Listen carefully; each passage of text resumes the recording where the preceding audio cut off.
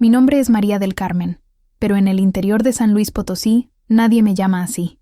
Cargo otro nombre, pegado a mí como polvo de camino seco, la muchacha del caballo. Una mentira que atravesó décadas, repetida en la cantina de la carretera, en el murmullo de las vecinas en el tianguis del domingo, en la risa maliciosa de las esquinas de Matehuala. Dicen que me acosté con un caballo y que parí un hijo. Una farsa tan absurda que se volvió leyenda, y, como toda leyenda, sirvió de piedra para lapidarme la vida entera. Hoy, a mis 70 años, decidí que no voy a morir en silencio. Hay verdades que duelen más que las mentiras, pero solo la verdad alivia el pecho. La mía se quedó atorada por casi 6 décadas, como espina de nopal en la carne. No salía, no cicatrizaba. Quien pagó el precio fue mi hijo, llamado Hijo del Caballo desde niño, que aprendió temprano a caminar con la cabeza erguida, sin nunca preguntarme nada. Tal vez por amor, tal vez por miedo de verme derrumbar.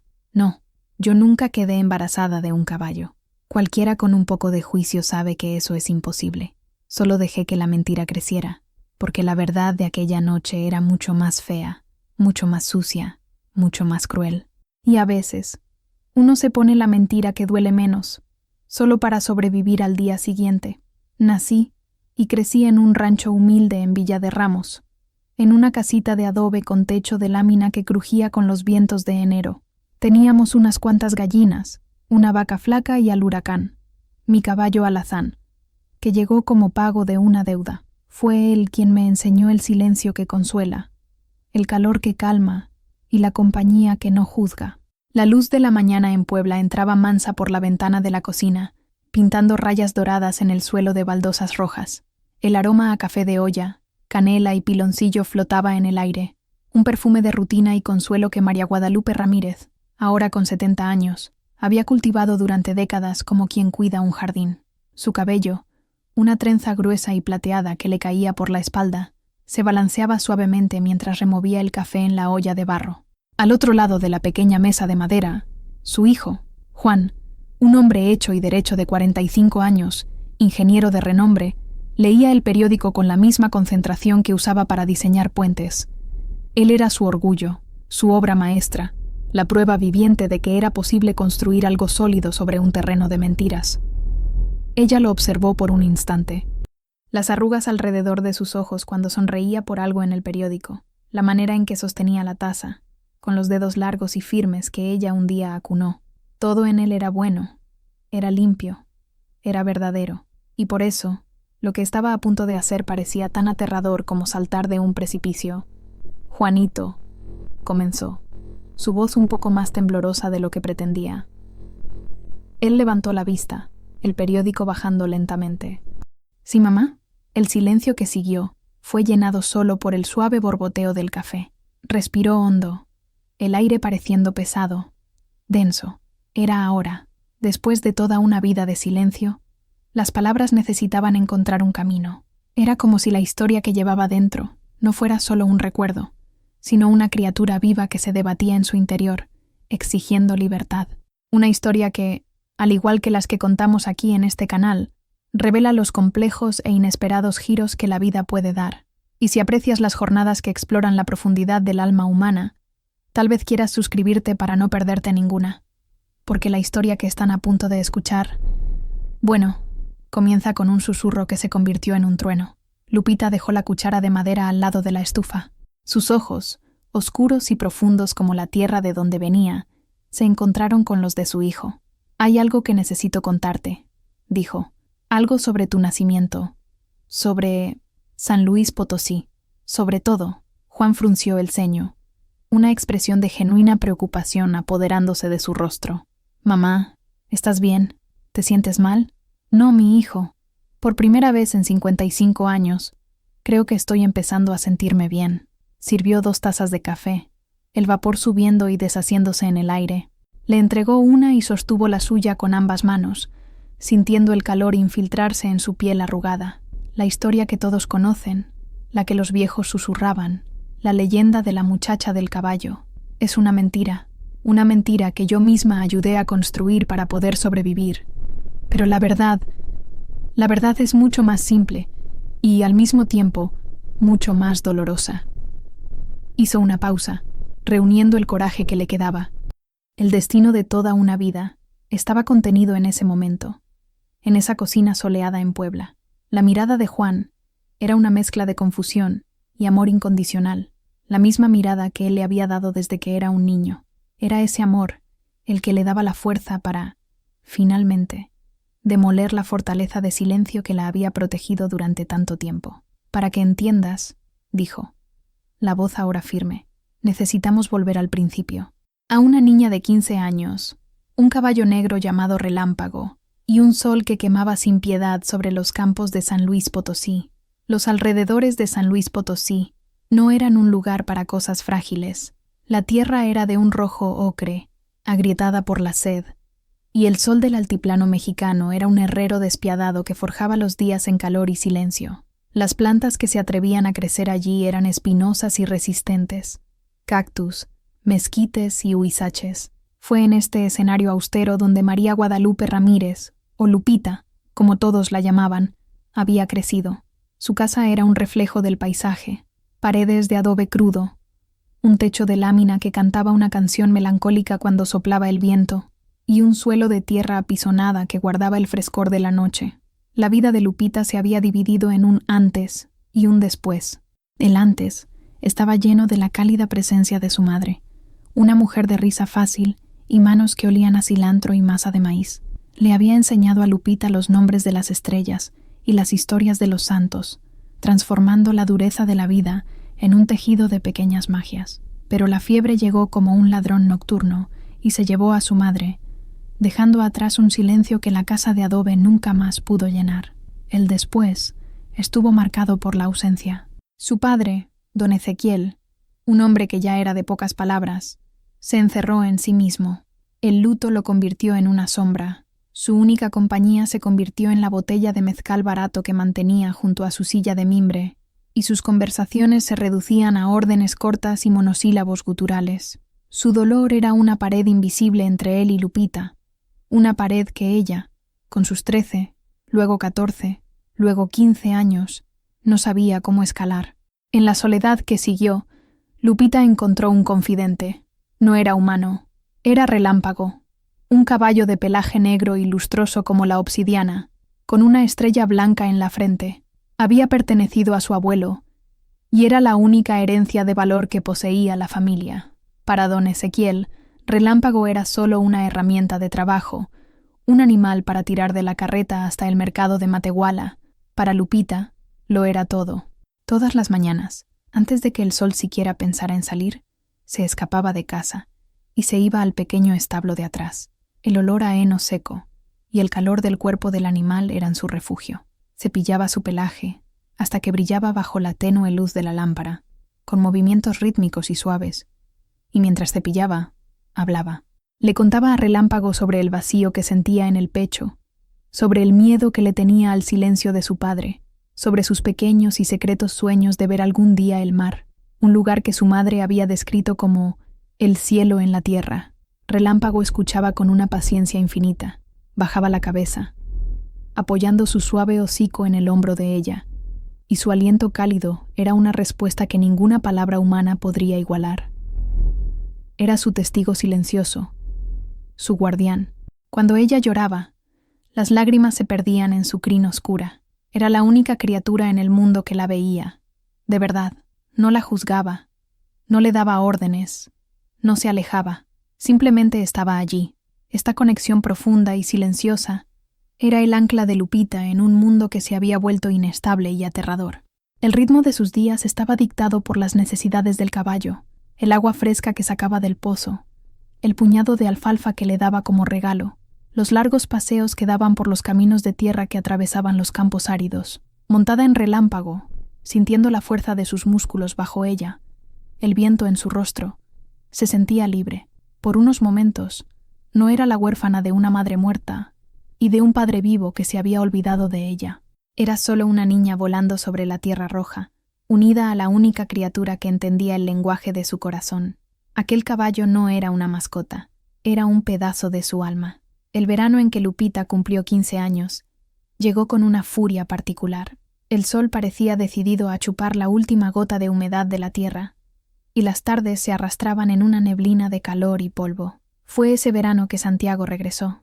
Era un primo lejano, hijo de una tía que se había mudado al norte años atrás. Ahora, con 18 años, estaba de vuelta en San Luis Potosí para ayudar a don Ezequiel con el trabajo del campo durante la cosecha. Santiago era diferente a los muchachos locales.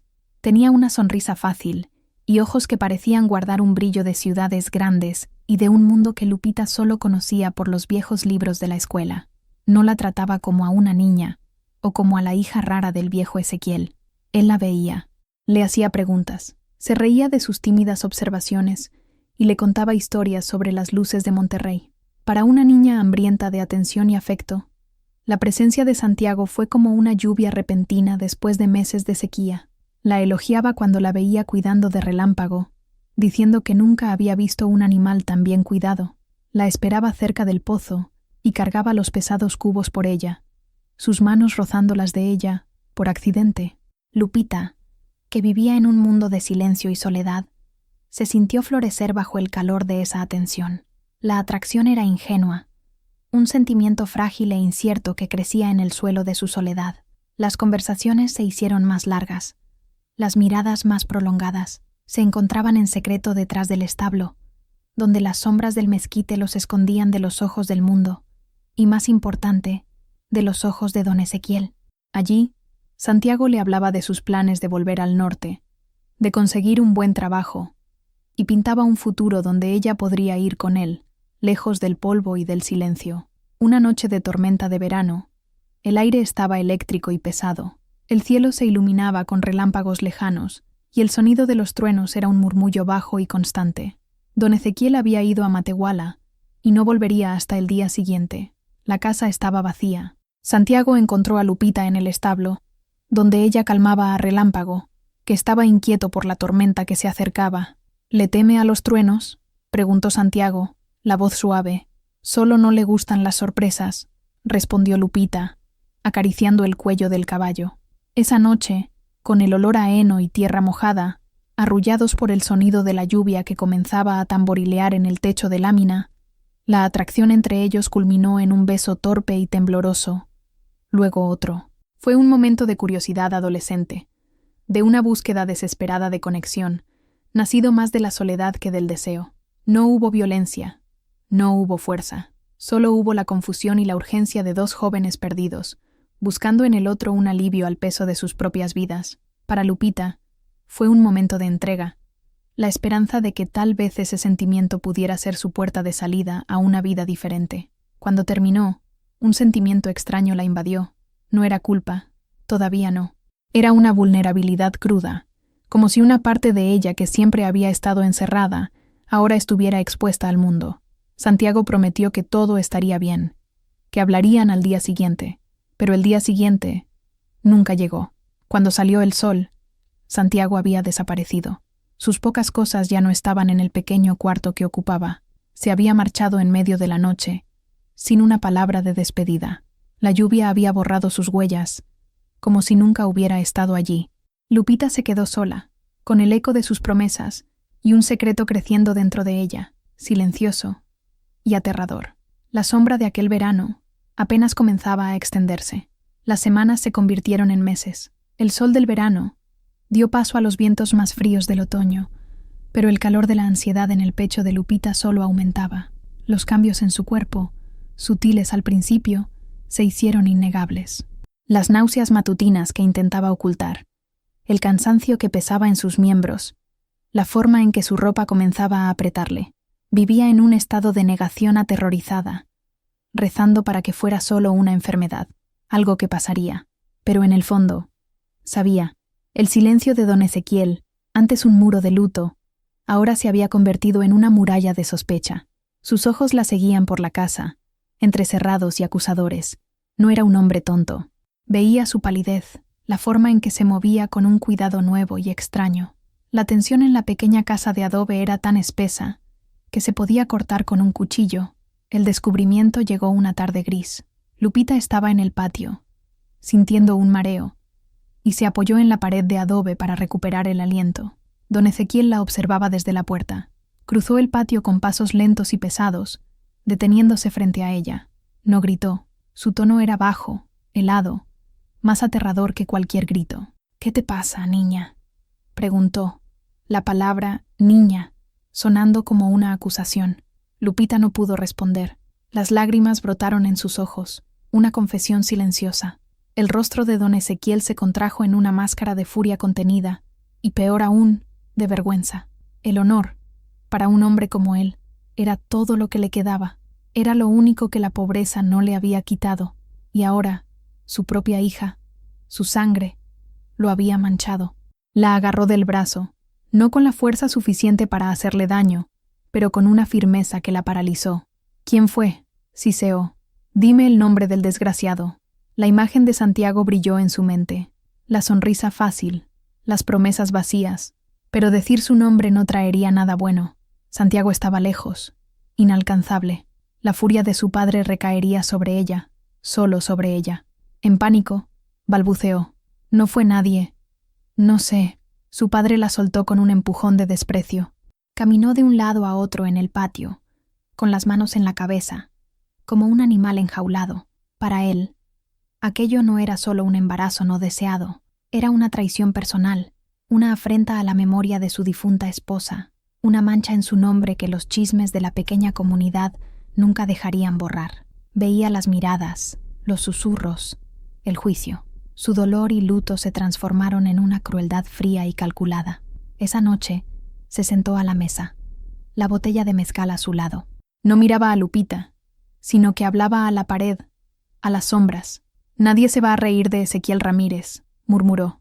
«Nadie va a decir que mi hija es una cualquiera». Fue entonces cuando la idea, monstruosa y delirante, nació de su mente ahogada en alcohol y vergüenza.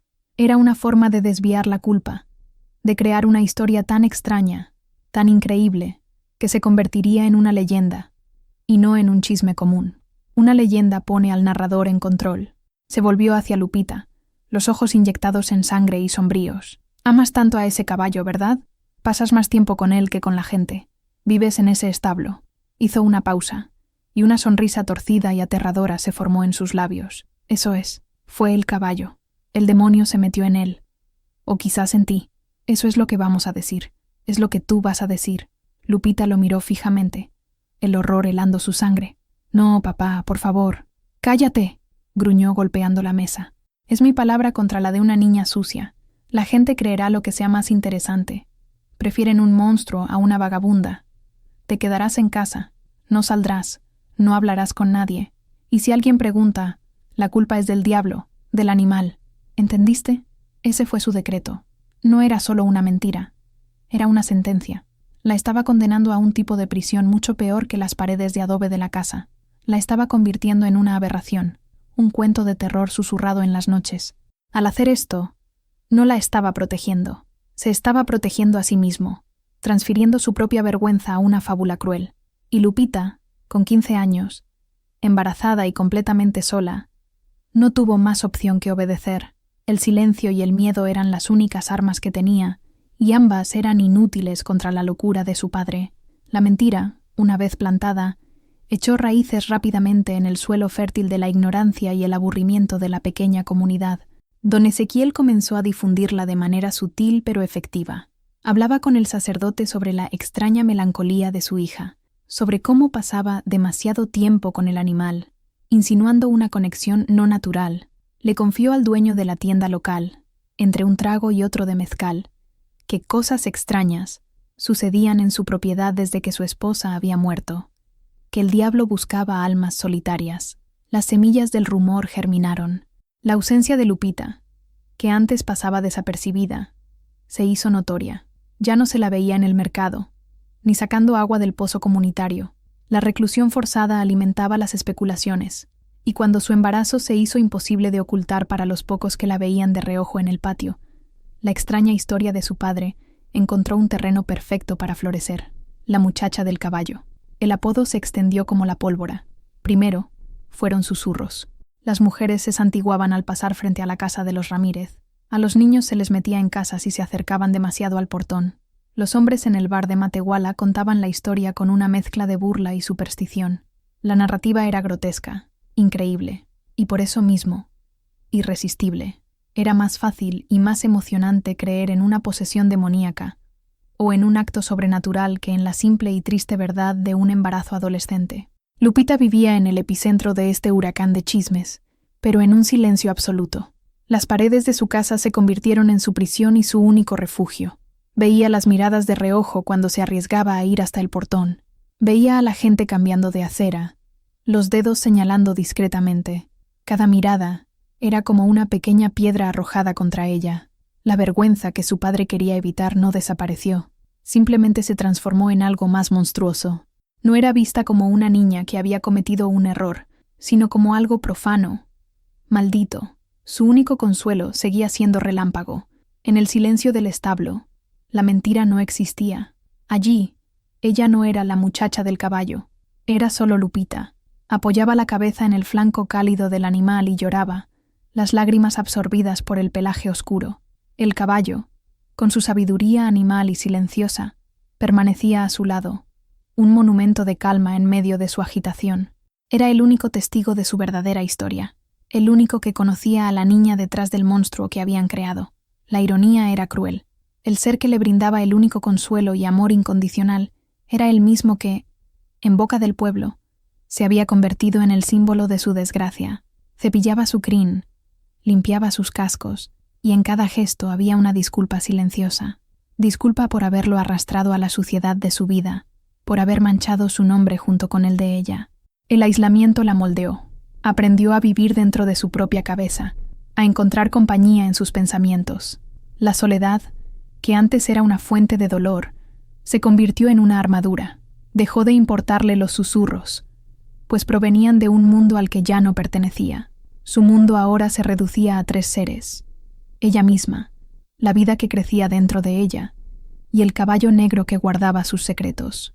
Los susurros de San Luis Potosí podían ser fuertes, pero en el establo, el único sonido era la respiración tranquila de un amigo leal y el latido de un nuevo corazón. La noche en que comenzó el parto fue fría, con un viento que silbaba a través de las rendijas del techo de lámina. Lupita sintió la primera contracción como una ola de calor que la recorrió de abajo hacia arriba, fuerte e inconfundible. El pánico inicial dio paso a una extraña calma, una resignación. El momento que tanto había temido finalmente había llegado. Don Ezequiel, al verla pálida y sudorosa, no mostró compasión. Su rostro era una máscara de irritación y resignación. «Ya es hora, entonces», gruñó. Salió a la oscuridad y regresó minutos después con una figura pequeña y encorvada, envuelta en un rebozo. Era doña Socorro, la partera de la región, una mujer de 70 años cuyas manos ya habían recibido a la mitad de los niños del pueblo. Sus ojos eran pequeños y astutos, y no mostraban sorpresa ni juicio. Para ella, un nacimiento era un nacimiento, sin importar la historia que lo rodeara. «Llévala al establo», ordenó don Ezequiel, la voz baja y dura. Doña Socorro lo miró por un momento, una chispa de desafío en su mirada. «La casa está fría, pero es más limpia. Un establo no es lugar para...» «Se quedará donde yo digo», la interrumpió. La historia comenzó allí, terminará allí. La lógica era perversa, pero inquebrantable. Necesitaba mantener la integridad de su cruel fábula. Lupita no protestó. En un sentido extraño, el establo parecía el lugar correcto. Era su santuario, el único lugar donde se sentía segura. Doña Socorro, con un suspiro, la ayudó a caminar lentamente hasta allí. El olor a heno y tierra las envolvió. Relámpago estaba en su rincón, y al verlas entrar, se movió, sus orejas atentas. Observó a Lupita con sus grandes ojos oscuros, y en lugar de agitación, emanaba una profunda quietud. Doña Socorro preparó un montón de heno limpio y lo cubrió con una sábana gastada. La única luz provenía de una lámpara de aceite, que proyectaba sombras largas y danzantes en las paredes de madera. Las horas se arrastraron, cada una marcada por olas de dolor que dejaban a Lupita sin aliento. En medio de la agonía, se aferraba a 2 cosas: las manos firmes y tranquilas de doña Socorro y la presencia silenciosa de Relámpago. El caballo no se alejó, permaneció de pie, a unos metros de distancia, un centinela oscuro e inmóvil. De vez en cuando, soltaba un suave resoplido, como si ofreciera su propio tipo de aliento.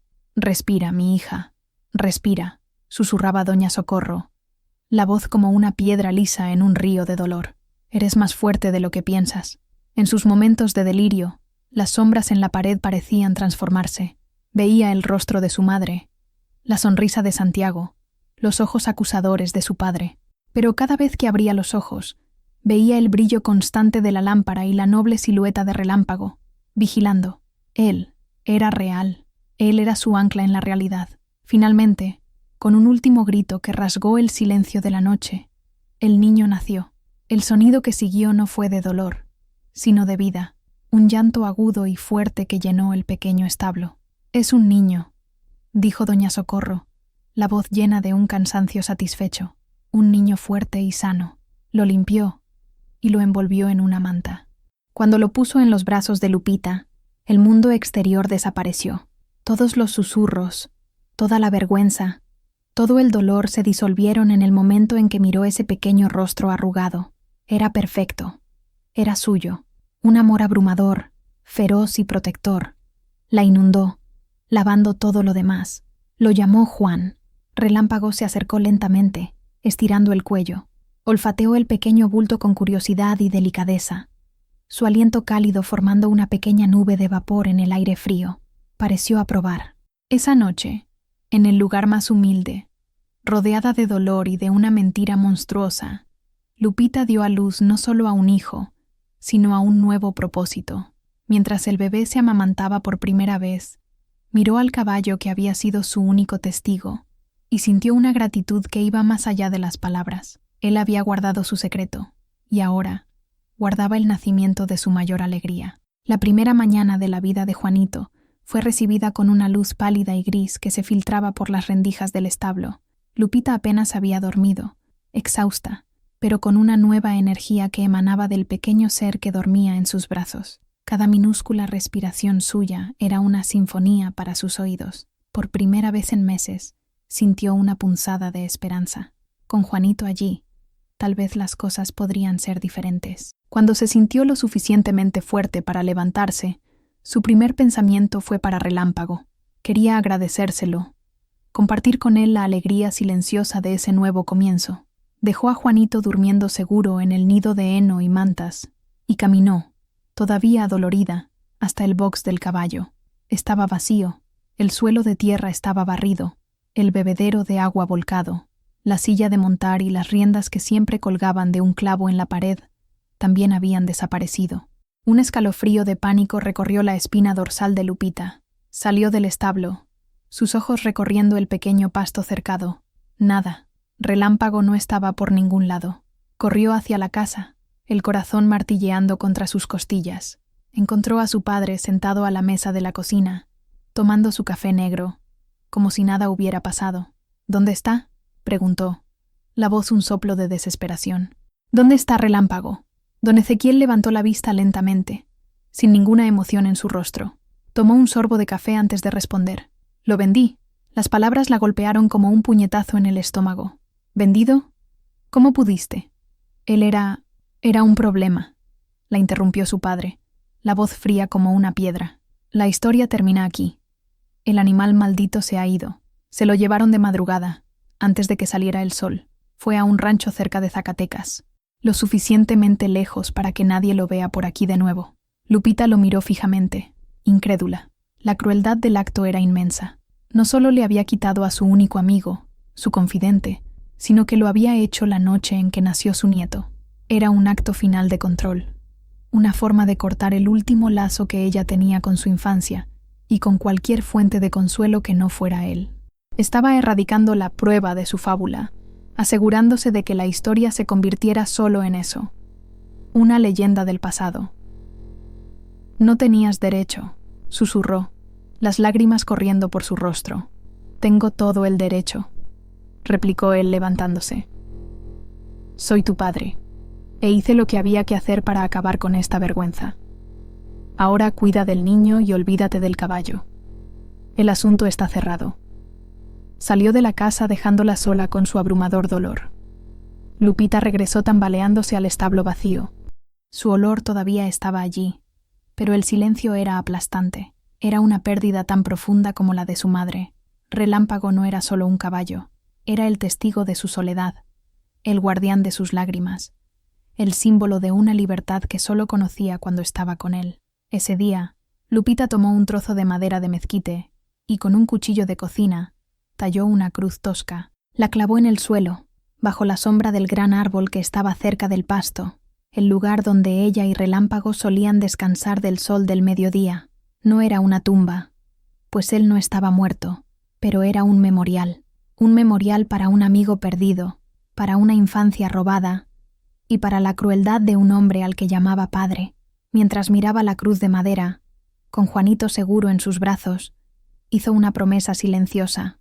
Un día, ella y su hijo también se irían lejos, a un lugar donde nadie conociera la historia de la muchacha del caballo, un lugar donde Juanito pudiera crecer libre de la sombra de esa mentira. La desaparición de Relámpago no fue el final de su historia, fue el catalizador para el inicio de una nueva. Los años que siguieron fueron una neblina de rutina y supervivencia. Lupita dedicó cada fibra de su ser a Juanito. El mundo exterior, con sus miradas y susurros, prácticamente dejó de existir para ella. Su universo se reducía al pequeño espacio de la casa de adobe y a la sonrisa de su hijo. Juanito creció siendo un niño feliz y curioso, ajeno a la extraña leyenda que rodeaba su nacimiento. Para él, su madre era el sol, la luna y las estrellas. Don Ezequiel envejeció. El mezcal, que había sido su compañero, se convirtió en su amo. Su salud se deterioró lentamente, corroída por el alcohol y el remordimiento que nunca admitiría. Se convirtió en una figura aún más silenciosa y fantasmal en la casa, observando desde lejos al nieto que nunca abrazó, al niño cuyo nacimiento había sido el clímax de su vergüenza. Había momentos en que Lupita veía un destello de algo en sus ojos mientras miraba a Juanito, quizás arrepentimiento, quizás solo la melancolía de un anciano, pero nunca dijo una palabra. La enfermedad final llegó rápidamente, una tos persistente que se convirtió en una fiebre que ni las hierbas de Doña Socorro podían bajar. En sus últimos días, postrado en su cama en un cuarto oscuro que olía a polvo y enfermedad, la barrera de orgullo de don Ezequiel comenzó a desmoronarse. Pasó a tener delirios febriles, llamando a su difunta esposa, reviviendo momentos de un pasado lejano. Lupita lo cuidaba con un deber resignado, limpiando su frente, dándole agua. No había amor allí, pero tampoco había odio. Solo había el cansancio de una herida que nunca sanó. Una tarde, mientras el sol poniente pintaba el cielo de naranja y púrpura, despertó con un momento de claridad lúcida. Sus ojos, antes nublados, se enfocaron en Lupita, que estaba sentada en una silla junto a la cama. Juanito, con 5 años, jugaba silenciosamente en el suelo de la otra habitación. Guadalupe, la llamó, la voz un susurro ronco, un hilo de sonido. Ella se acercó. «Estoy aquí, papá», respiró con dificultad, cada palabra un esfuerzo. Yo te rompí, ¿verdad? No era una pregunta, era una afirmación. Con esa historia, esa locura. Lupita no respondió, solo lo observó, el corazón latiendo lentamente. Era la vergüenza, continuó, los ojos fijos en el techo. La vergüenza me comió vivo, más fuerte que el luto, más fuerte que el amor por ti. Hizo una pausa, la tos sacudiendo su frágil cuerpo. El caballo, Relámpago, se lo di a un buen hombre. Un hombre con una hija pequeña que lo amaría.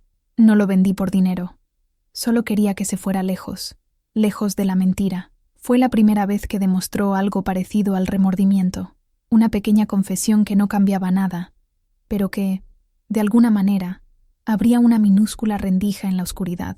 Tanteó el borde de la cama, buscando algo. Lupita ayudó a su mano a encontrar un pequeño bolsillo interior en su viejo abrigo. De allí, sacó un trozo de papel amarillento y doblado. «Toma», jadeó. «Es la dirección de tu prima Ernestina, en la Ciudad de México, la hija de la hermana de tu madre. Es maestra, una buena mujer. Nunca le escribí el orgullo, pero ella puede ayudarte». Le metió el papel en la mano. «Vete de aquí, niña. Llévate al niño y vete. Esta tierra está llena de fantasmas. No dejes que lo atrapen a él también». Fueron sus últimas palabras coherentes. Esa noche, volvió a sumergirse en la fiebre y antes del amanecer, partió en silencio. No hubo un gran velorio, solo Lupita, el sacerdote y 2 vecinos lejanos. Lo enterró en un rincón del pasto, no muy lejos de la cruz de madera que marcaba la ausencia de Relámpago. mientras arrojaba el primer puñado de tierra sobre el sencillo ataúd. No sintió tristeza ni alivio, sintió solo el fin de un capítulo largo y doloroso. En su mano, el papel arrugado con la dirección parecía quemar. Era un mapa, una llave, una promesa. Era la confesión final de su padre, un último acto que, quizás, fue su único intento de redención. Por primera vez en su vida, Lupita tenía un destino, un camino lejos de San Luis Potosí. El polvo de San Luis Potosí parecía pegarse a todo. Lupita vendió las pocas cosas de valor que quedaban en la casa, algunas herramientas, la vieja carreta, las 2 gallinas que aún picoteaban en el patio. Consiguió suficiente dinero para 2 boletos de autobús y un poco más para sobrevivir unas semanas. La mañana de la partida, vistió a Juanito con su mejor ropa, una pequeña camisa que ella misma había cosido.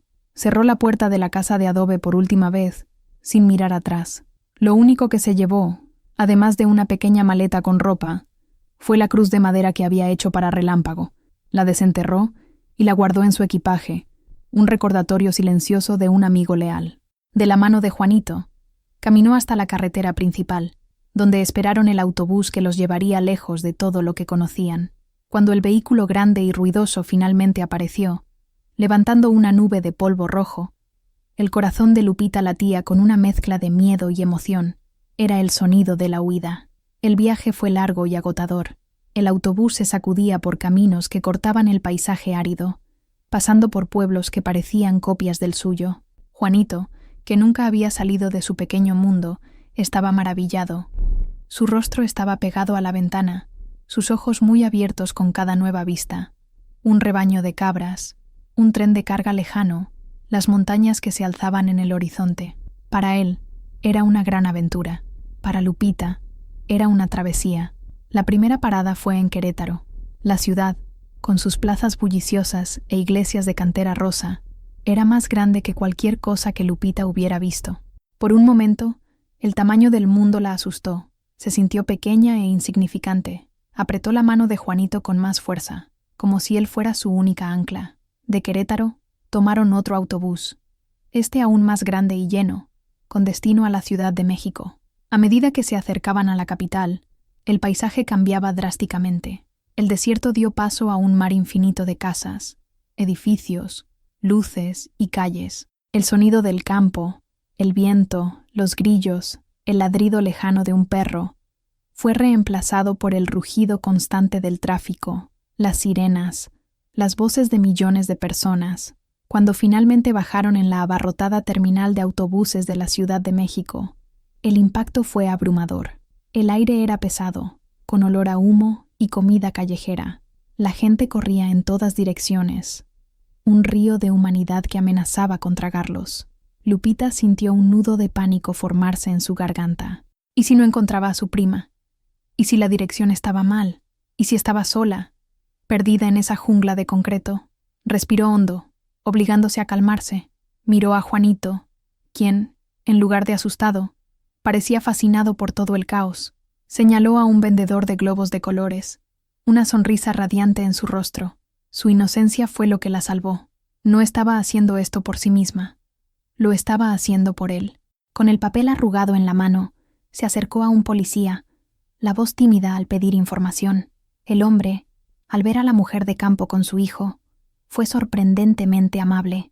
Le dio instrucciones claras, señalando la dirección del metro. El descenso al submundo del metro fue otra experiencia surrealista, pero, paso a paso, siguiendo las señales y preguntando cuando se perdía, navegó por el laberinto de la ciudad. Cuando finalmente emergieron en una calle arbolada en un barrio tranquilo, la dirección en el papel coincidía con el número en una pequeña casa de fachada azul. Lupita se detuvo frente al portón de hierro, el corazón en la boca. Levantó la mano para llamar, pero dudó. ¿Y si su prima no la quería allí? ¿Y si conocía la historia? El miedo la paralizó por un instante, pero entonces sintió la pequeña mano de Juanito en la suya, apretándola. Lo miró y vio en los ojos de su hijo todo el coraje que necesitaba. Respiró hondo y llamó al portón. El sonido resonó en la calle silenciosa, anunciando el comienzo de su nueva vida. La puerta se abrió y reveló a una mujer de cabello gris corto y gafas de montura gruesa. Era Ernestina. Miró a Lupita y a Juanito con una expresión de sorpresa, que rápidamente se convirtió en reconocimiento, y para alivio de Lupita, en una cálida sonrisa. «¿Guadalupe? Sobrina, ¿eres tú?» Su voz era suave y educada. Lupita solo asintió, incapaz de hablar. Ernestina abrió el portón y los abrazó. «Dios mío, entren, entren. ¡Qué sorpresa! No he tenido noticias de tu familia en años». Dentro de la casa, que olía a libros viejos y té de manzanilla, Lupita contó una versión editada de su historia. Habló de la muerte de su padre, de la falta de perspectivas en San Luis Potosí, de su deseo de darle un futuro mejor a su hijo. Omitió la mentira, el exilio, la vergüenza. No era el momento. Ernestina escuchó con paciencia, sin hacer preguntas indiscretas. Era una mujer que entendía las entrelíneas. Vio el cansancio en los ojos de Lupita y la esperanza en los de Juanito. «Hiciste bien en venir», dijo finalmente. «Aquí al menos hay oportunidades. Quédense el tiempo que necesiten. Mi casa es demasiado grande para una mujer sola». Y así, la vida en la Ciudad de México comenzó. La mayor bendición que la metrópoli le ofreció a Lupita fue el anonimato. En San Luis Potosí, cada paso que daba era observado. Cada acción era juzgada. Ella era la muchacha del caballo, un personaje en una historia que no era suya. En la Ciudad de México no era nadie. Era solo un rostro más en la multitud, una mujer entre millones. Y esa invisibilidad era la forma más pura de libertad. Nadie sabía su nombre, nadie conocía su pasado. Podía caminar por la calle, ir al mercado, tomar el metro, y las miradas que recibía eran indiferentes, no acusadoras. Por primera vez en años, podía respirar sin sentir el peso del juicio. La armadura que había construido a su alrededor comenzó a disolverse, lentamente. Ernestina la ayudó a encontrar trabajo. Lupita comenzó a limpiar casas en barrios de clase media. Era un trabajo duro, físicamente exigente, pero honesto. Fregaba pisos, lavaba ventanas, planchaba ropa, y en cada tarea había una dignidad que nunca antes había sentido. Era su dinero, ganado con el sudor de su frente. Con él, compraba comida para Juanito, ropa nueva, cuadernos y lápices de colores. Las mujeres para las que trabajaba apenas la notaban.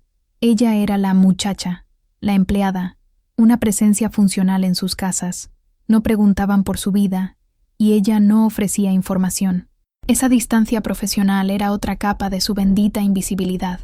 Se movía por los espacios privados de otras personas, observando sus vidas, pero permaneciendo completamente aparte.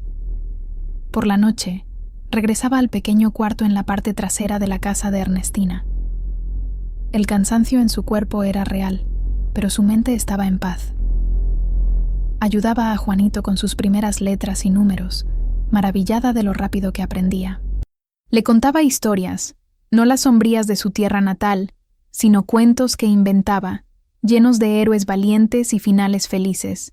Poco a poco, la mujer asustada de San Luis Potosí fue dando paso a una nueva Lupita, una mujer resiliente, trabajadora y, sobre todo, una madre decidida. La ciudad, con su ruido y caos, no la tragó. En cambio, le dio el regalo de ser común. Y ser común, después de haber sido una aberración, era lo mismo que ser libre. La mujer invisible estaba, finalmente, comenzando a encontrarse a sí misma. Doña Ernestina no era solo una prima lejana que le había ofrecido un techo. Se convirtió en la mentora que Lupita nunca tuvo. Como maestra jubilada, su casa era una biblioteca. Las paredes estaban forradas de estantes repletos de libros de todo tipo: novelas, poesía, historia, filosofía. Para Lupita, que apenas había terminado la primaria, ese lugar era un universo nuevo y fascinante. Ernestina se dio cuenta rápidamente de la inteligencia aguda y la curiosidad hambrienta en los ojos de Lupita. Una noche, mientras Lupita lavaba los platos de la cena, Ernestina se acercó con un libro de tapa gastada. «¿Te gusta leer, Guadalupe?», preguntó. Lupita se secó las manos en el delantal, un poco avergonzada. «No tuve mucha oportunidad, señora. La escuela de mi pueblo... Llámame Ernestina, por favor», dijo con una sonrisa amable. «Y nunca es tarde para aprender. La educación no solo ocurre en un salón de clases. Ocurre aquí», dijo, tocando su propia frente. «Y aquí, tocando su corazón». Esa noche, Ernestina comenzó a enseñarle a Lupita. Se sentaban a la mesa de la cocina, después de que Juanito ya estaba dormido, bajo la luz amarilla de una lámpara. Empezaron con lo básico: gramática, ortografía, cosas que la escuela rural de Lupita apenas había cubierto, pero rápidamente pasaron a la literatura. Ernestina leía en voz alta poemas de Sor Juana Inés de la Cruz y Octavio Paz, explicando las metáforas, desentrañando los significados. Lupita era una alumna voraz, lo absorbía todo. Las palabras eran más que solo letras en una página, eran ventanas a otros mundos, a otras vidas, a otras posibilidades. Leía sobre mujeres que luchaban, que amaban, que gobernaban, que pensaban. Los libros le dieron una perspectiva que su vida limitada nunca podría haberle ofrecido. Le enseñaron que su historia, por más dolorosa que fuera, era solo una entre millones, y que la resiliencia era un tema universal. Ernestina la animó a inscribirse en un programa de educación nocturna para adultos. Al principio, Lupita dudó, sintiéndose vieja y fuera de lugar, pero su prima insistió. El conocimiento es lo único que nadie puede quitarte, Lupita. Es tu libertad. Con el corazón acelerado, Lupita fue a su primera clase. El salón estaba lleno de personas como ella, hombres y mujeres que trabajaban todo el día y venían por la noche en busca de una segunda oportunidad. Había albañiles, vendedoras, conductores, y allí encontró una nueva forma de anonimato, la camaradería de los que luchan. A nadie le importaba el pasado de los demás, todos estaban enfocados en el futuro. Ella se destacó, su determinación era inquebrantable. Regresaba a casa tarde en la noche, exhausta, pero con la mente bullendo de nuevas ideas. Estudiaba en la mesa de la cocina hasta la madrugada, mientras la ciudad dormía. En pocos años, no solo completó la primaria, sino también la secundaria. La bondad de Ernestina fue la llave que abrió la puerta. No le ofreció caridad, sino oportunidad. No le dio a Lupita las respuestas, sino las herramientas para encontrarlas por sí misma. Vio más allá de la mujer de campo, de la empleada doméstica, y vio la mente brillante que estaba escondida bajo capas de dolor y silencio.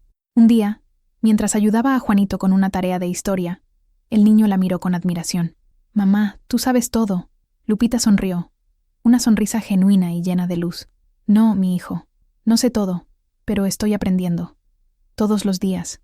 Y esa, se dio cuenta, era la lección más grande de todas. La bondad de una extraña, que se convirtió en familia, no solo le había dado un hogar, sino que también se la había devuelto a sí misma. Las noches en la Ciudad de México eran un zumbido constante, una sinfonía de una metrópoli que nunca dormía de verdad. En el pequeño cuarto en la parte trasera de la casa de Ernestina, después de que Juanito se dormía y sus propios libros de estudio estaban cerrados, Lupita solía sentarse en la oscuridad, escuchando los sonidos lejanos y pensando. Era en esos momentos de quietud que renovaba su voto. No era un voto hecho en una iglesia, ante un altar, sino un pacto silencioso y feroz, hecho con lo más profundo de su alma. Era una promesa para el niño que dormía plácidamente en la cama de al lado, su respiración suave y regular, el único sonido en el cuarto. Prometió que la vida de él sería diferente. Él no conocería el hambre de soledad que la había devorado a ella. No sentiría el peso aplastante de la vergüenza. La sombra de la mentira que la había cubierto durante tantos años no tocaría ni un solo cabello de su cabeza. Cada piso que fregaba, cada ventana que limpiaba, cada plato que lavaba en las casas de otras personas, era un ladrillo en la construcción del futuro de él. El olor a cloro en sus manos era el perfume del sacrificio. El cansancio en su espalda al final del día era el precio de su libertad. Veía su trabajo no como una humillación, sino como un acto de rebelión. Una rebelión contra el destino que su padre y su pueblo habían intentado imponerle. Miraba el rostro dormido de Juanito y veía no solo a su hijo, sino la personificación de su segunda oportunidad. Él era la prueba de que era posible nacer del polvo y del dolor, y aún así florecer. Recordaba la casa de adobe, el silencio de su padre, los susurros venenosos. Eran recuerdos de otra vida, de otra mujer. La mujer que era ahora, la Lupita que estudiaba de noche y soñaba con un diploma para su hijo, ya no pertenecía a ese lugar. Su voto era simple. Juanito tendría todo lo que ella no tuvo. No cosas materiales, aunque trabajaba duro para que nunca le faltara nada, sino cosas más importantes. Educación, respeto, la libertad de elegir su propio camino y, sobre todo, la verdad. Había una parte de la promesa que era la más difícil. Un día, sabía, tendría que contarle la verdad completa, pero no todavía, no mientras fuera un niño. Primero, necesitaba construir para él un mundo tan sólido, tan lleno de amor y seguridad, que cuando la verdad llegara, no lo destruiría. Sería solo la historia de la fuerza de su madre, no la fuente de su propia vergüenza. Lo arropaba con la sábana, le daba un beso suave en la frente y susurraba en la oscuridad: «Tu vida será limpia, mi hijo. Te lo prometo». Ese voto era su brújula, su estrella polar. Guiaba cada decisión que tomaba, alimentaba su determinación cuando el cansancio amenazaba con vencerla. Era el motor que la impulsaba hacia adelante, lejos del pasado y hacia un futuro que estaba construyendo, día tras día, con sus propias manos. El amor de una madre, descubrió, era la fuerza más poderosa y transformadora del universo, y el suyo estaba construyendo un puente para su hijo, un puente que lo llevaría mucho más allá de las tierras áridas de San Luis Potosí. Juanito creció como una planta bien cuidada, absorbiendo el sol del amor de su madre y la sabiduría de su tía abuela Ernestina. Era un niño brillante, con una curiosidad insaciable y un corazón amable. La casa llena de libros era su patio de recreo, y las historias que su madre y Ernestina le contaban eran su mapa del mundo. Era un niño de ciudad. Sus primeros años no estuvieron llenos del olor a tierra seca y heno, sino del aroma del asfalto mojado después de la lluvia, del sonido de los vendedores ambulantes y de la vista de las luces de la ciudad por la noche. San Luis Potosí era solo un nombre, un lugar lejano y nebuloso de donde había venido su madre, un lugar del que ella hablaba muy poco. A medida que crecía, la ausencia de un padre en su vida se convirtió en un hecho, no en una pregunta. En su pequeño mundo, la familia estaba compuesta por él, su madre y su tía Ernestina. Era un núcleo completo, amoroso y autosuficiente. La figura paterna era una abstracción, como un personaje de un libro que nunca había leído. Claro, hubo momentos. Una vez, en la escuela, un compañero le preguntó por su padre. Juanito, con la lógica simple de un niño de 7 años, respondió: «No tengo uno. Tengo una mamá y una tía». Para él, era una ecuación que funcionaba perfectamente. Cuando llegó a la adolescencia, la curiosidad se volvió más matizada. Se dio cuenta de que su familia era diferente a la mayoría. Un día, mientras ayudaba a Lupita en la cocina, preguntó, de la forma más casual que pudo: «Mamá, ¿cómo era mi papá?». Lupita, que había pasado años preparándose para esa pregunta, sintió que el corazón le daba un vuelco. Dejó de cortar los tomates, respiró hondo y se volvió hacia él. Miró a los ojos de su hijo, tan parecidos a los suyos, y le dio una respuesta que no era una mentira, pero tampoco era toda la verdad. «Fue alguien de mi pasado, mi hijo», dijo, la voz tranquila y firme, «un joven de mi tierra. La vida nos llevó por caminos diferentes mucho antes de que nacieras. La historia importante no es sobre él, que se fue. La historia importante es sobre nosotros, sobre tú y yo». Juanito la observó por un largo momento. Era un joven perceptivo. Sintió que había más en esa historia, un dolor velado entre líneas, pero también vio la fuerza inquebrantable en el rostro de su madre, el amor incondicional que siempre lo había rodeado, y tomó una decisión, consciente o no. No iba a forzar, no iba a hurgar en una herida que sentía, instintivamente, que era profunda. El amor y el respeto que sentía por su madre eran mayores que su curiosidad. Confiaba en ella. Si había algo que necesitaba saber, ella se lo diría a su debido tiempo. Y así, no hizo más preguntas. Se centró en sus estudios, en sus amigos, en sus sueños. Se convirtió en un estudiante excepcional, especialmente en matemáticas y ciencias. Su mente era lógica, precisa. Le gustaban los problemas que tenían soluciones claras. Quizás, inconscientemente, era una forma de contrarrestar el misterio no resuelto de sus orígenes. Lupita observaba a su hijo convertirse en un hombre y sentía una mezcla de orgullo y gratitud. La decisión de él de no presionar era el mayor regalo que podía darle. Era un acto de confianza y de amor. El niño que no hacía preguntas no lo hacía por indiferencia, sino por una profunda comprensión de que algunas puertas solo deben ser abiertas por quien las cerró. Le estaba dando a su madre el tiempo y el espacio que necesitaba para encontrar la llave. El día que llegó la carta fue un día de otoño cualquiera. Las hojas de los árboles en la calle de Ernestina empezaban a amarillear, y el aire tenía un frescor que anunciaba el cambio de estación. Juan, ahora con 18 años, llegó de la escuela y dejó un sobre blanco sobre la mesa de la cocina, sin decir una palabra. Era el sobre de la Universidad Nacional Autónoma de México, la prestigiosa UNAM. A Lupita se le heló el estómago. Todo, años de trabajo, noches de estudio, innumerables sacrificios, culminaba en ese trozo de papel.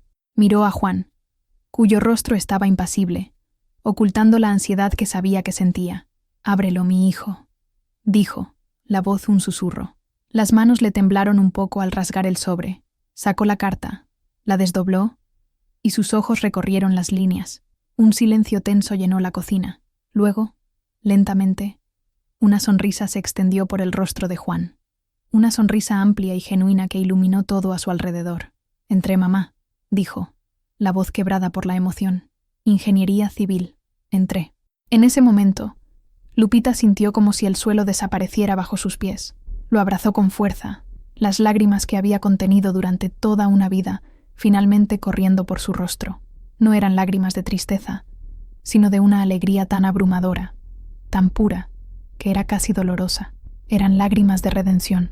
La niña analfabeta de San Luis Potosí, la paria, la muchacha del caballo, había criado a un hijo que entraría en una de las mejores universidades de América Latina. La trayectoria de Juan en la UNAM fue la realización del voto de Lupita.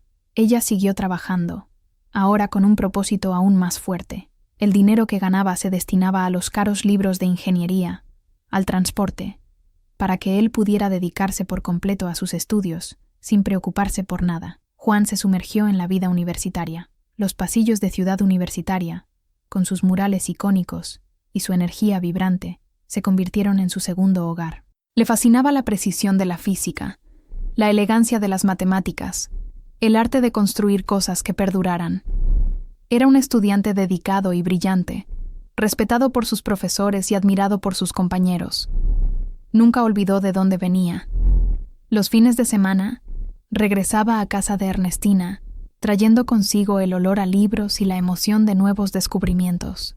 Se sentaba con Lupita en la cocina y le explicaba los proyectos en los que estaba trabajando: el cálculo de estructuras, la resistencia de los materiales, el diseño de un puente. Lupita escuchaba, maravillada. No entendía los detalles técnicos, las ecuaciones complejas, pero entendía la pasión en los ojos de su hijo. Entendía que él estaba construyendo más que puentes de hormigón y acero. Estaba construyendo su futuro, un futuro sólido, bien cimentado, libre de las grietas del pasado de ella. Cada examen que aprobaba, cada proyecto que completaba, era una victoria de ella también. Veía en él la materialización de un sueño que ni siquiera sabía que tenía derecho a soñar. Los pasillos de la UNAM, un lugar que nunca imaginó que formaría parte de su vida, se convirtieron en el símbolo de su liberación final. La vergüenza de San Luis Potosí había sido enterrada bajo los cimientos del conocimiento y el éxito de su hijo. Juan se graduó con honores. La ceremonia de graduación fue uno de los días más orgullosos de la vida de Lupita. Vestida con un vestido sencillo pero nuevo que había comprado especialmente para la ocasión, se sentó en la audiencia junto a una radiante Ernestina, viendo a su hijo cruzar el escenario para recibir su diploma. Cuando se anunció el nombre, Juan Ramírez, aplaudió hasta que le dolieron las manos, el sonido mezclándose con sus lágrimas de alegría. Consiguió un trabajo casi de inmediato en una gran empresa constructora. Era un buen trabajo, con un buen sueldo y la promesa de una carrera brillante. El primer gran sueldo que recibió, no lo gastó en sí mismo. Llegó a casa esa noche con 2 boletos de autobús en la mano. «Haz las maletas, mamá», dijo con un brillo en los ojos. «Nos vamos a Veracruz». Lupita lo miró, confundida. «¿Veracruz? ¿Pero por qué? Siempre me contaste que tu madre decía que el mar era como el cielo en la tierra», respondió, la voz suave. «Y nunca lo has visto. Te prometí, hace mucho tiempo, cuando era niño, que algún día te llevaría a ver el mar. Es hora de cumplir esa promesa». El recuerdo golpeó a Lupita con fuerza. Había sido un deseo susurrado en un momento de fantasía infantil, una promesa que había guardado en su corazón pero que nunca esperó ver cumplida. El viaje a Veracruz fue como un sueño. Por primera vez, Lupita no viajaba por necesidad o para huir, sino por puro placer. Cuando llegaron y bajaron del autobús, Lo primero que la golpeó fue el aire. Era cálido, húmedo y salado, completamente diferente del aire seco del altiplano o del aire contaminado de la capital. Caminaron hasta el malecón, el paseo marítimo, y entonces lo vio. El mar era más grande, más vasto y más vivo que cualquier cosa que hubiera podido imaginar. Una extensión infinita de azul y verde, moviéndose y respirando como una criatura colosal. Las olas rompían en la playa con un sonido rítmico y poderoso, un sonido que parecía a la vez antiguo y nuevo.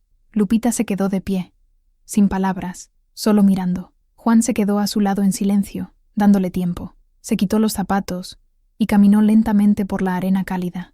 La primera vez que el agua tocó sus pies, dejó escapar un suspiro. La espuma de la ola le subió por los tobillos, fría y refrescante.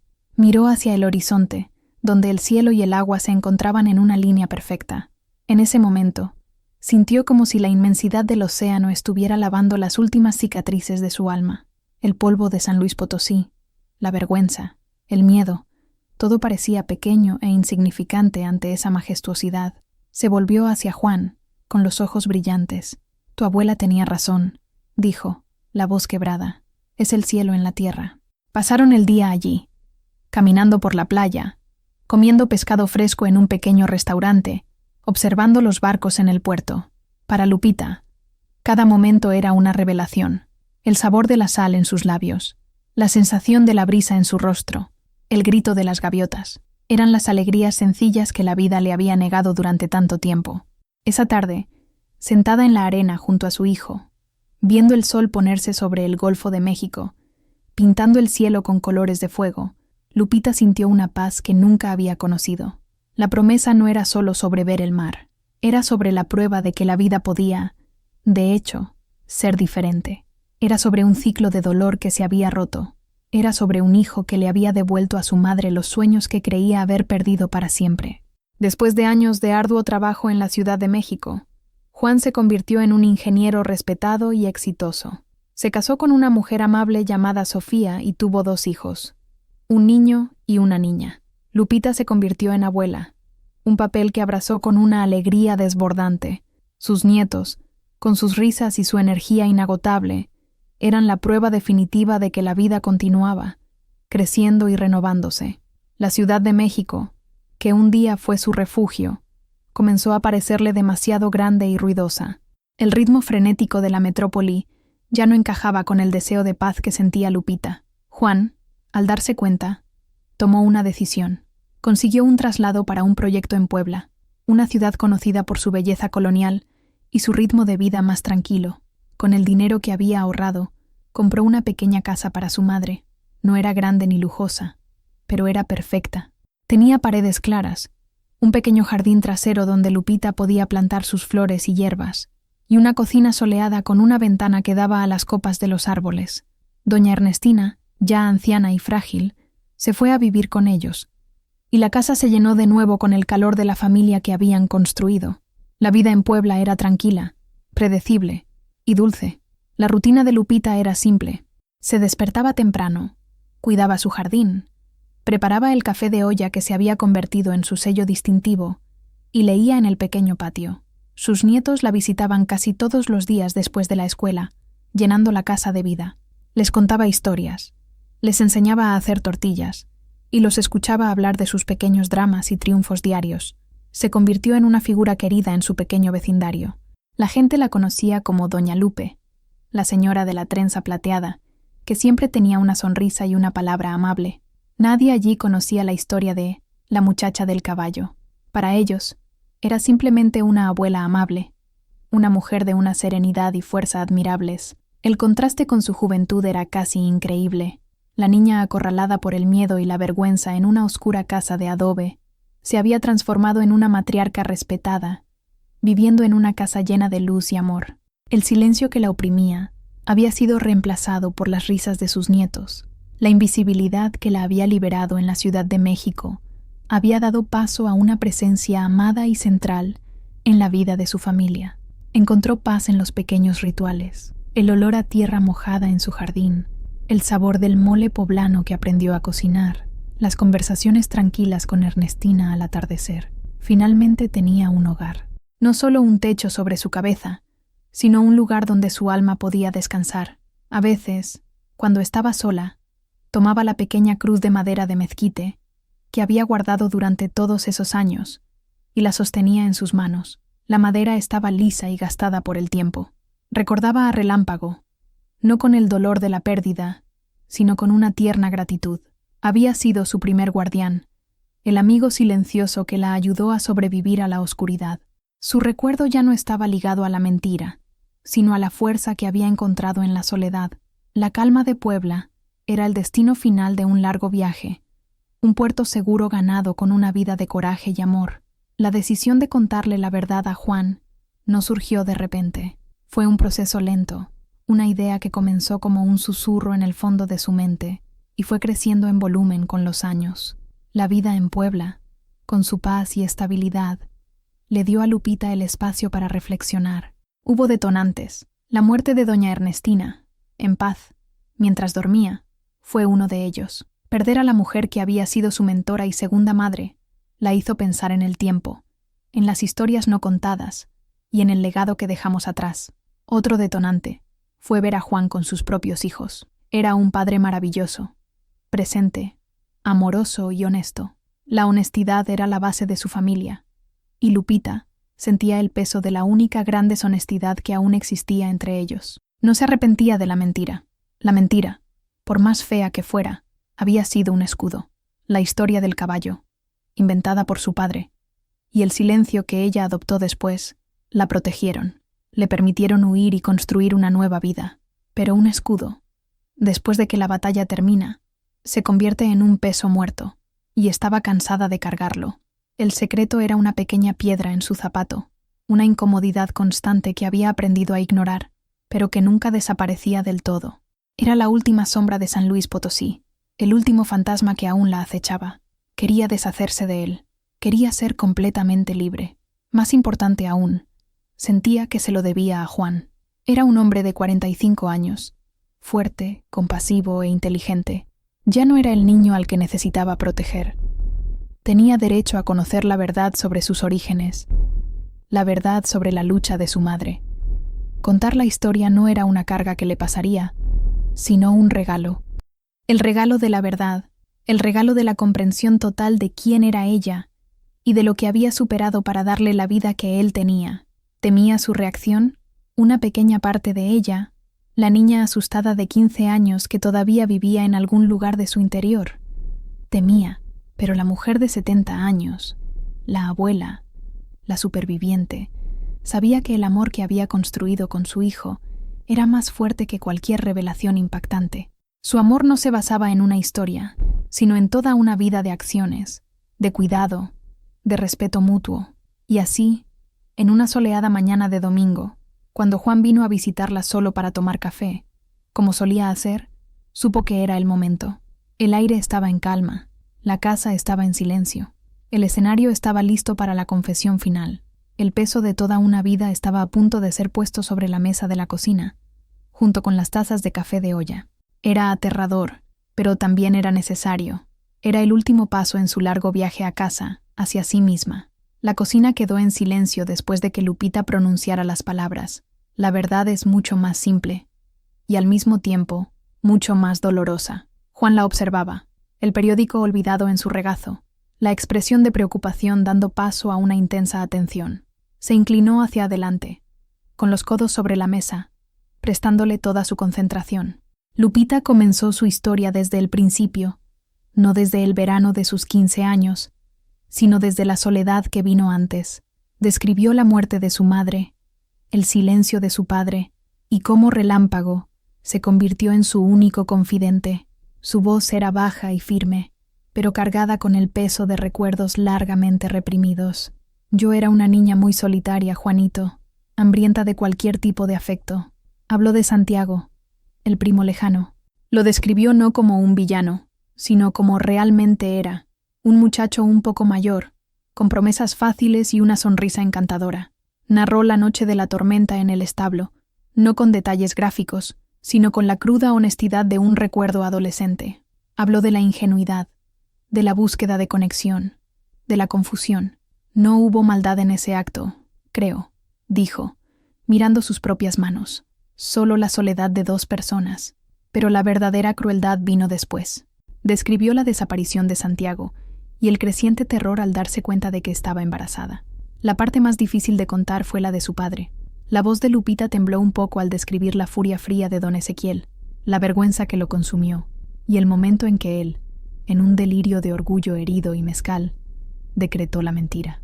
Me dijo que era mejor ser vista como un monstruo que como una cualquiera, dijo, la palabra todavía doliendo después de todos estos años. Él creó la historia del caballo, y me obligó a vivir dentro de ella. Fue mi prisión. Juan escuchaba sin moverse, su rostro una máscara de emociones contenidas. Había dolor en sus ojos, un dolor por ella. Había ira, una furia silenciosa dirigida a un abuelo que apenas había conocido. Pero sobre todo, había una profunda comprensión. Lupita continuó, la historia fluyendo de ella ahora como un río que finalmente rompe una presa. Habló de los susurros, del aislamiento, de su nacimiento en el establo con Relámpago, como único testigo silencioso. Contó el dolor de despertar y descubrir que su único amigo había sido llevado, un acto final de castigo de su padre. Habló del viaje a la Ciudad de México, del miedo y la esperanza, de la bondad de Ernestina, de las largas noches de estudio. No se retrató como una mártir, sino como una luchadora, una mujer que hizo lo que tenía que hacer para sobrevivir y proteger a su hijo. Te crié sobre una omisión, Juan. Nunca te mentí, pero nunca te conté toda la verdad. Quería que crecieras limpio, limpio de la suciedad de mi pasado, de la vergüenza que me impusieron. Quería que tus cimientos fueran sólidos. Cuando terminó, el silencio volvió a llenar la cocina. El sol de la mañana parecía más brillante, el aire parecía más ligero. Lo había dicho todo. El peso había sido levantado. Levantó la vista, nerviosa, para encontrar la mirada de su hijo. Juan permaneció en silencio por un largo momento, procesando la enormidad de lo que acababa de escuchar. La historia de su vida, que siempre había considerado simple y clara, acababa de adquirir capas de complejidad, dolor y sacrificio que nunca había imaginado. La leyenda de la muchacha del caballo, que ocasionalmente había oído como un rumor lejano y extraño sobre su familia, de repente encajaba en un rompecabezas terrible y conmovedor. No sintió conmoción ni repulsión. No sintió vergüenza de sus orígenes. Lo que sintió fue una ola abrumadora de amor y admiración por su madre. La miró. La mujer de 70 años con su trenza plateada y sus manos arrugadas por el trabajo, y no vio a una víctima, vio a una guerrera. Vio a la niña de 15 años, aterrorizada y sola, enfrentándose a la crueldad de su propio padre. Vio a la joven madre, huyendo a una ciudad desconocida con nada más que una dirección y un bebé en brazos. Vio a la mujer que fregaba los suelos de otras personas durante el día y devoraba libros por la noche. La mujer que construyó un mundo seguro y amoroso para él a partir de las ruinas de su propia juventud. Lentamente se levantó, dio la vuelta a la mesa y se detuvo detrás de su silla. Lupita se encogió un poco, instintivamente, todavía esperando un veredicto. Juan le puso las manos en los hombros, con firmeza y suavidad. Luego, se arrodilló junto a su silla, para que sus ojos estuvieran al mismo nivel que los de ella. Le tomó las manos entre las suyas. «Mamá», dijo, con la voz quebrada pero clara. «Gracias». Lupita lo miró, confundida. «¿Gracias? ¿Por qué?» «Por todo», respondió.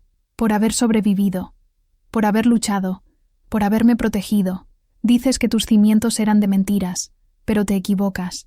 Mis cimientos siempre has sido tú, tu fuerza, tu coraje, tu amor. Eso es lo más verdadero que existe». Se inclinó hacia adelante y la abrazó. No fue un abrazo casual, sino un abrazo que contenía 45 años de gratitud no expresada, de un respeto que ahora se había profundizado en algo cercano a la veneración. La sostuvo con fuerza, como si pudiera, con ese gesto, absorber parte del dolor que ella había llevado sola durante tanto tiempo.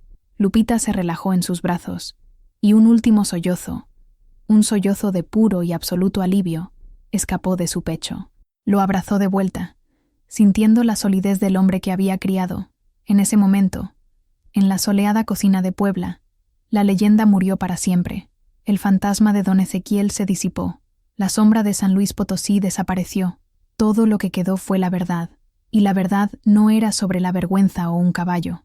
La verdad Era sobre la fuerza indomable del amor de una madre. El abrazo se deshizo, pero permanecieron cerca. Juan le secó una lágrima del rostro con el pulgar. Relámpago no fue el padre de tu hijo, dijo con una sonrisa triste. Pero la historia que me contaste me hace pensar que, en cierto modo, fue tu ángel de la guarda. Lupita le devolvió la sonrisa. Por primera vez en mucho tiempo, una sonrisa completamente libre. Lo fue, asintió. Lo fue. La mentira que la había salvado fue finalmente enterrada.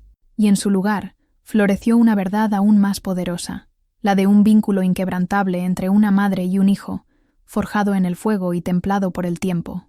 En los días y semanas que siguieron a la confesión, algo cambió entre Lupita y Juan. El amor y el respeto, que siempre habían estado allí, se profundizaron en una nueva capa de comprensión y ternura. El último secreto había sido eliminado, y su relación ahora era completamente transparente, construida sobre la roca de la verdad. Lupita se sentía más ligera, como si un peso que ni siquiera sabía que todavía cargaba hubiera sido finalmente levantado de sus hombros. Reía más a menudo. Su sonrisa llegaba a sus ojos con una nueva luz. La historia, una vez contada, perdió su poder sobre ella. Se convirtió simplemente en eso, una historia del pasado, la crónica de una superviviente. Una tarde, mientras estaba en su jardín, cuidando sus matas de romero y menta, Juan se le acercó. Llevaba un pequeño objeto envuelto en un paño. «Le hice algo», dijo. Desenvolvió el objeto y se lo entregó. Era una pequeña estatuilla de madera oscura, exquisitamente tallada. Era un caballo negro, con una pequeña estrella blanca tallada en la frente. Era Relámpago. Juan, que siempre había tenido manos hábiles no solo para los proyectos, sino también para pequeños trabajos manuales, había pasado semanas tallándolo a partir de sus recuerdos de las historias de infancia de Lupita. Lupita tomó la estatuilla, el corazón desbordado. La madera era lisa y cálida al tacto. Pasó los dedos por la crin tallada, por la curva del cuello, por la estrella en la frente. Las lágrimas asomaron a sus ojos, pero esta vez eran de pura gratitud. «Es hermoso, mi hijo», susurró. «Él fue importante», dijo Juan. «Merece ser recordado por lo que realmente fue, tu amigo». Lupita colocó la pequeña estatuilla en la repisa de la sala, junto a las fotos de sus nietos. Allí, el caballo negro ya no era un símbolo de una mentira grotesca, sino un tributo a la lealtad, al consuelo y a la amistad silenciosa que ayudó a una niña a atravesar la noche más oscura de su vida. El legado de Relámpago, al final, no fue la leyenda que lo rodeaba. Su verdadero legado fue el amor incondicional que le dio a una niña solitaria, un amor que le dio la fuerza para seguir adelante. El milagro de la historia de Lupita no fue un nacimiento sobrenatural, sino la resiliencia de su espíritu.